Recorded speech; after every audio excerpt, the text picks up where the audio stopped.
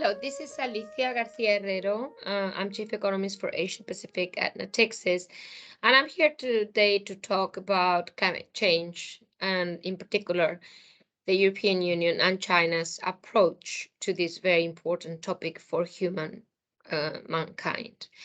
And the thing to note is that both the European Union and China are actually driving this important transformation, not only of the global economy, certainly this is an economic issue, but also a transformation of our societies. For centuries, we've been utilizing carbon for energy. And the point is, what can we do to produce energy differently, to live differently? And what kind of business opportunities may appear thanks to this transformation. The Industrial Revolution, as an example, which is where the carbon emissions really start big time, was perceived as a very risky, uncertain transformation. Probably the same is true for the measures we will need to take to mitigate, not even stop, certainly climate change.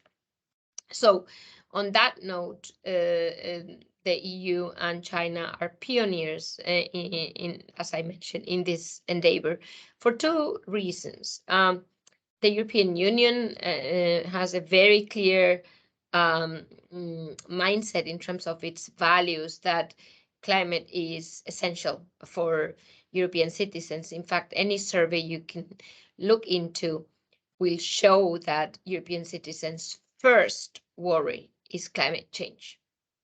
And this hasn't changed since the Ukraine war started, which says it all about how serious the problem climate change is perceived to be. At the same time, the European Union has started long ago, I would argue the longest globally, to take measures to support the transformation into green energy, including the creation of an ETS market, emissions trading system, and so has China. Slightly later, but given China's development path, certainly much earlier than many others, including the US. So in that regard, there is a kind of a commonality of not only objectives, but also tools. And carbon pricing is clearly a European and more recently Chinese path for climate change decisions. This is not the case of the US, this is not the case of Australia, this is not the case of many other places in the world. And we know, and this is one of the IMF key messages on climate, that without pricing carbon, it's very hard to indeed change the direction of course. So there we go. The EU and China are pushing jointly for a similar objective. The price of carbon is different, the liquidity of the market is different, but that's not the key. The key is the direction.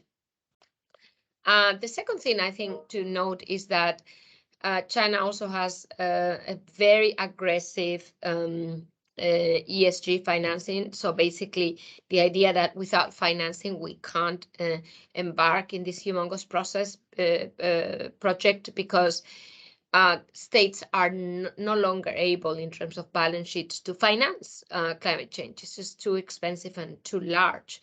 So the fact that both the EU and China, and both, by the way, capital exporters in the sense that they have entrenched current account surpluses, the fact that they are exporting capital and they believe that capital should go to projects that are green or aim to be greener is a very important issue, because finance, and we know that from history, tends to eventually determine which projects become successful. And we desperately need a success on this front, on mitigating, as I said, if not stopping climate change. So on these two things, we're aligned, Europe and China, and carbon pricing and green finance. And I think we should clearly join forces even further. We have done that already with basically a taxonomy to determine what is green, what is not green, and that's very important. We have aligned our taxonomies. They're obviously not the same, but we have like a sub taxonomy, which is valid both in the EU and China. So we are also, and this is my last point, getting together in terms of standards, which are crucial. Now the question is, where do we get from here? And the key warning, to end with that warning, is that we should not let geopolitical tensions detract our attention from something as important as climate change. So cooperation is a must. I've given 3 examples of why the EU and China not only should cooperate, but are cooperating. And I hope this will continue to be the case in the future. And I thank you all for your attention. Thank you.